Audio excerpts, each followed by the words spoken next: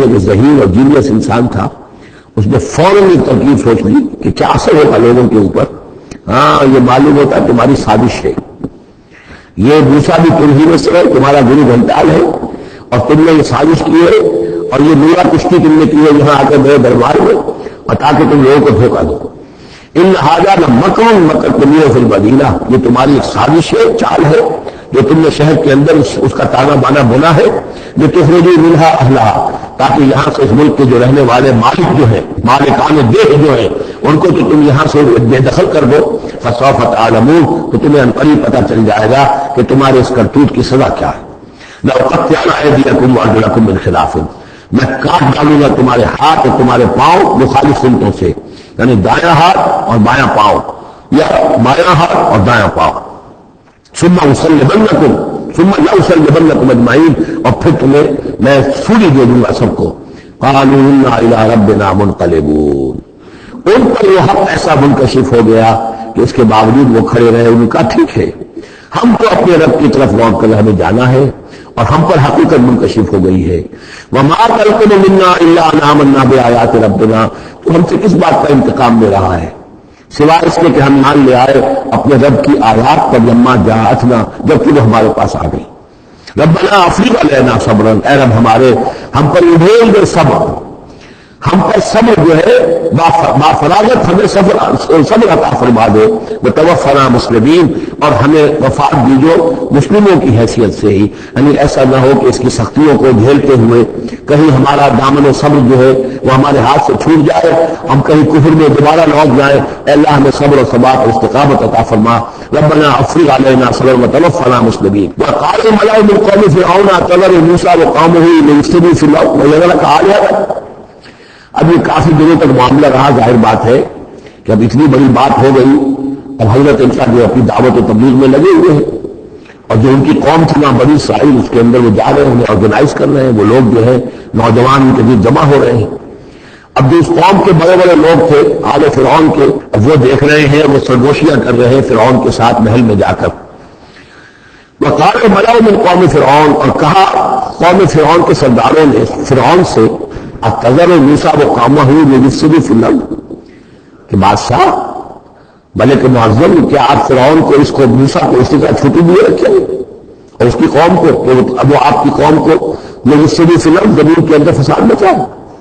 یہ تو فساد ہو جائے گا، یہ سب جمع ہو جائیں گے، یہ منظم ہو جائیں گے، بڑی قوت ہو جائے گی، ہمارے خلاف وہ کھڑے ہوں گے، بغاوت ہو جائے گی.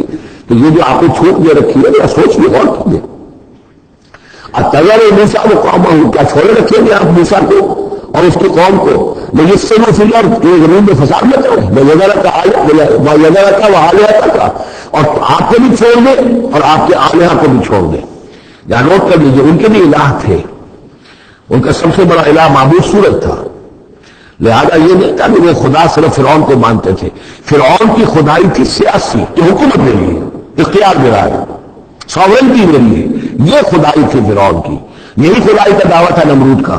باقی ان کے معبود تو اور بھی تھے، تو وہ چھوڑ دے تجھے بھی اور تیرے معبودوں کو بھی. قال نقتل ابناءهم، اس نے کہا کہ اب قریب ہم ان کے بیٹوں کو قتل کریں گے. یہ دوسری مرتبہ ان کے اوپر آزمائش آئی ہے. جب حضرت موسیٰ علیہ السلام کی ولادت ہونے والی تھی، اس وقت بھی ایک خواب دیکھا تھا فرعون نے اسی نے، اور اس کے نتیجے میں اس کے نتیجے نے بتایا تھا کہ اسرائیلی قوم میں ایک شخص پیدا ہوگا جو تمہاری حکومت کا تختہ الٹ دے گا. تو اس نے یہ کیا تھا کہ ان کے تمام بڑے جو پیدا ہوں، جو لڑکے پیدا ہوں، ان سب کو قتل کر دیا جائے فوراً، صرف لڑکیوں کو زندہ رکھا جائے. اب یہ دوسرا مرحلہ آ گیا ہے. یہ سمجھیے کم و بیش 40-45 برس کے بعد پھر مرحلہ آ گیا کہ جب اس کے سرداروں نے کہا کہ یہ تو مشت غبار سمجھ رہے ہو، یہ تو آبادی بن گئی ہے، طوفان بن جائے گا، کیا کرو گے؟ اگر اس موسیٰ نے آرگنائز کر لی تمہارے خلاف ریزسٹنس موومنٹ، تو کیا کرو گے؟ جتنی ایول ان دی بن. وہ چاہتے تھے کہ قتل کر دیا جائے حضرت موسیٰ کو، لیکن اس شخص کے دل میں اللہ نے موسیٰ کی محبت ڈالی ہوئی تھی. وہ لاولد تھا. اس کی بیوی آسیہ سلام علیہا اسرائیلی تھی. اس نے ہی بچایا تھا حضرت موسیٰ کو جب ان کی والدہ نے وہ نیل کے اندر ڈال دیا تھا ایک صندوق میں بند کر کے، اور وہ محل میں آ لگا تھا. عورت اللہ کیوں قتل کرتے ہیں اس بچے کو؟ میرے تمہاری لیے آنکھوں کی ٹھنڈک ہوگا. اب وہ گھر میں پلا بڑھا، وہ شہزادوں کی طرح رہا، لعبہ تھا، محبت تھی، لہذا اس کا معاملہ یہ ہے کہ وہ اب یہ فرعون جو ہے وہ اس کو قتل کرنے پر آمادہ نہیں ہے، بلکہ کیا کہہ رہا ہے کہ بجائے اس کے تو اسے قتل کروں تاکہ اس کی طاقت اس کو مہینہ ہو سکے۔ اب اسرائیلیوں میں 2 لڑکا پیدا ہو قتل کر دو تاکہ ان کی قوت بن نہ سکے۔ چلو قتل ابناءہم ونستحیی نساءہم، ہم قتل کریں گے ان کے مردوں کو، بیٹوں کو، اور زندہ رکھیں گے ان کی بیٹیوں کو۔ وَإِنَّا فَوْقَهُمْ قَاهِرُونَ، کیوں گھبراتے ہو؟ ہم پوری طرح چھائے ہوئے ہیں، ہماری طاقت ہے، لاؤ لشکر ہے، یہ موسیٰ کیا بگاڑ لے گا؟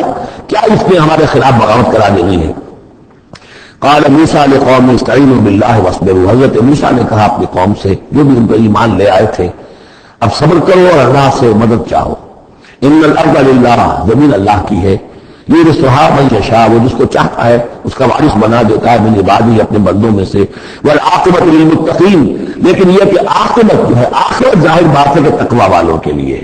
یہاں تمہیں تکلیفیں آ رہی ہیں، پہلے بھی آئی تھی اور بھی تھی، تمہارے لیے آزمائشیں تھیں، اور اب پھر آ گئی ہے بہت بڑی آزمائش، تمہارے بیٹوں کو قتل کیا جائے گا، تمہاری صرف لڑکیوں کو زندہ رکھا جائے گا، لیکن صبر کرو۔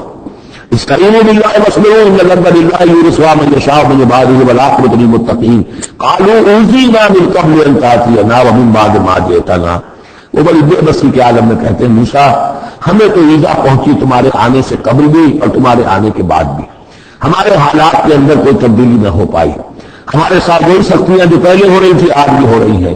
قال عسى ربكم ان يهلك عدوكم، حضرت موسیٰ نے فرمایا گھبراؤ نہیں، ہو سکتا ہے ان قریب یہ ممکن ہے کہ اللہ تعالیٰ تمہارے دشمن کو ہلاک کر دے، وَيَسْتَخْلِفَكُمْ فِي الْأَرْضِ، اور پھر تمہیں جانشین بنا دے زمین میں، خلافت عطا کرے، قوت عطا کرے، حکومت عطا کرے، فَيَنْظُرَ كَيْفَ تَعْمَلُونَ، اور پھر دیکھے کہ تم کیا کرتے ہو۔